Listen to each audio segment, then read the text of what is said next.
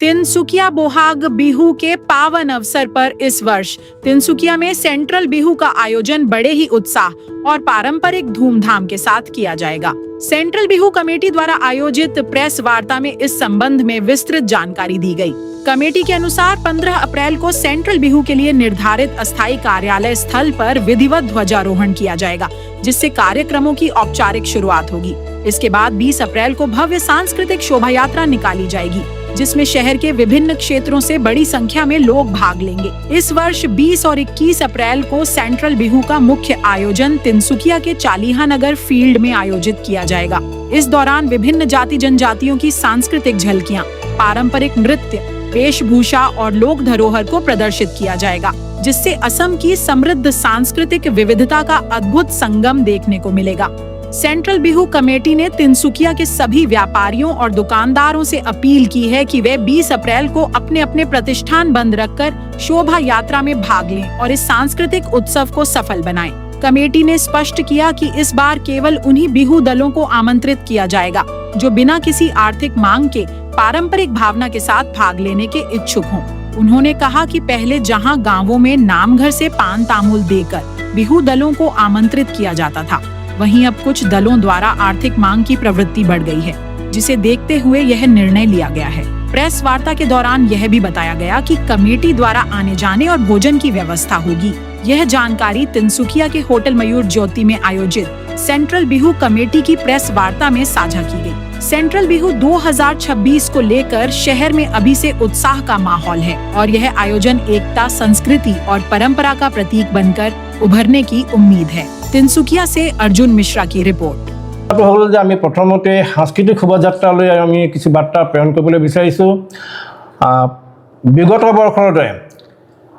বৰ্ষত আপোনালোকৰ সকলোৰে সহযোগিতা, তিনচুকীয়াবাসী ৰাইজৰ সহযোগিতাত, তিনচুকীয়া বিভিন্ন প্ৰতিষ্ঠানৰ সহযোগিতাত বিগত বৰ্ষত সাংস্কৃতিক শোভাযাত্ৰাখন কিন্তু খুব সুন্দৰভাৱে হৈ গৈছিল, যাৰ কাৰণে বিগত বৰ্ষৰ উদযাপন সমিতিয়ে সকলোৱে প্ৰশংসাৰে উপচাই পৰিছিল। কিন্তু এইবাৰ কিছু ব্যতিক্ৰম হ'ব গৈ আছে, কাৰণ জুবিনবিহীন এই প্ৰথম বহাগ, গতিকে আমি জুবিন গাৰ্গৰ বিহীন যিটো বহাগ, সেই বহাগত একচুৱেলি আমি যেনেদৰে উৎসাহিত হ'ব লাগিছিল, বিহু উদযাপনত যেনেধৰণে আমি আগবাঢ়ি যাব লাগিছিল বা যিটো আমাৰ উৎসাহ হ'ব লাগিছিল, সেই উৎসাহটো আমাৰ নাই। তথাপি জুবিনো আমাৰ মৰমৰ আৰু বহাগ বিহু আমাৰ মৰমৰ, গতিকে আমি জুবিনৰ প্ৰতিও সন্মান জনাই আৰু বহাগ বিহু যিহেতু আমাৰ বাপতিসাহোন, গতিকে আমি বহাগ বিহু আমি অনুষ্ঠিত কৰিবলৈ গৈ আছোঁ। কিন্তু বিগত বৰ্ষৰ দৰে বৰ উলহ মালহেৰে নহয়, আমি সকলো কাৰ্যসূচী ৰাখিছোঁ, সাংস্কৃতিক কাৰ্যসূচী ৰাখিছোঁ, বিভিন্ন প্ৰতিযোগিতা ৰাখিছোঁ, কালচাৰ প্ৰগ্ৰামো ৰাখিছোঁ, কিন্তু ধৰি লওক অনুষ্টুপীয়াকৈ সাংস্কৃতিক শোভাযাত্ৰাত আমি আগতে কি হৈছিলে যে মাননি দি কিনে দলবোৰ আমি সংগ্ৰহ কৰিছিলোঁ, অৰ্থ ব্যয় কৰি বা পুঁজি খৰচ কৰি আমি দলসমূহ আমি নিমন্ত্ৰণ জনাইছিলোঁ। কিন্তু এবাৰ আমি তেনেধৰণৰ ব্যৱস্থা লোৱা নাই। এইবাৰ আমি ভাবিছোঁ যে সাংস্কৃতিক শোভাযাত্ৰাত তিনচুকীয়াবাসীয়ে স্বতঃস্ফূৰ্তভাৱে যোগদান কৰক, স্বতঃস্ফূৰ্তভাৱে যোগদান কৰক।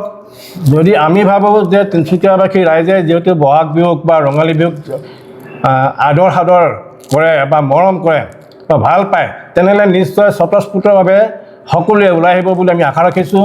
আৰু সাংস্কৃতিক শোভাযাত্ৰাত আমি তিনিচুকীয়াৰ ধৰি লওক পাঞ্জাবীয়ে ধৰি লওক বা বেংগলী সম্প্ৰদায় হওক বা তেলেংগু সম্প্ৰদায় হওক বা হিন্দীভাষীৰ ফালৰ পৰাই হওক বা তিনিচুকীয়াৰ যিবোৰ ভাষাভাষী যিবোৰ জাতি আছে বা জনগোষ্ঠী আছে, চবৰ সকলোৰে নিজৰ নিজৰ এটা কালচাৰ আছে।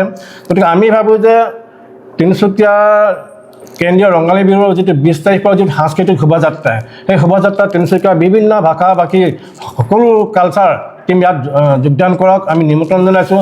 অলৰেডি আমি নিমন্ত্ৰণ জনাইছোঁ আৰু আপোনালোকৰ নিশ্চয় চেনেলৰ মাধ্যমেদি আজি আমি তেখেতসকলক পুনৰ নিমন্ত্ৰণ জনাইছোঁ যে 20 তাৰিখৰ সাংস্কৃতিক শোভাযাত্ৰাত আপোনালোকে যোগদান কৰক।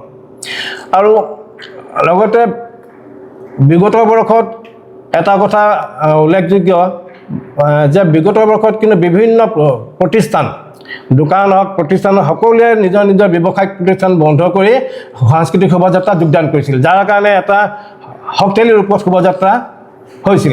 গতিকে আমিও এইবাৰ পুনৰবাৰ আহ্বান জনাইছোঁ, এইটো আহ্বান আহে দেই, এইটো বাই ফৰ্চ নহয় বা এইটো দাবী নহয় আমাৰ, আমি এটা আহ্বান জনাইছোঁ আৰু এটা অনুৰোধ জনাইছোঁ যে অহা 20 তাৰিখে সাংস্কৃতিক শোভাযাত্ৰাত হ'ব লগা সাংস্কৃতিক শোভাযাত্ৰা যিটো ওলাব তাত তিনিচুকীয়াৰ দোকানে হওক বা ব্যৱসায় প্ৰতিষ্ঠানে হওক সকলোৱে যাতে অলপমান সময় হ'লেও তেখেতসকলৰ ব্যৱসায় প্ৰতিষ্ঠান বন্ধ কৰি সাংস্কৃতিক শোভাযাত্ৰাত যোগদান কৰি যাতে সাংস্কৃতিক শোভাযাত্ৰাটো সাফল্যমণ্ডিত কৰি তোলে তাৰ কাৰণে তিনিচুকীয়া কেন্দ্ৰীয় ৰঙালী বিহু সাংস্কৃতিক সন্মিলনৰ উদযাপন সমিতিৰ সভাপতি হিচাপে মই অনুৰোধ জনাইছোঁ।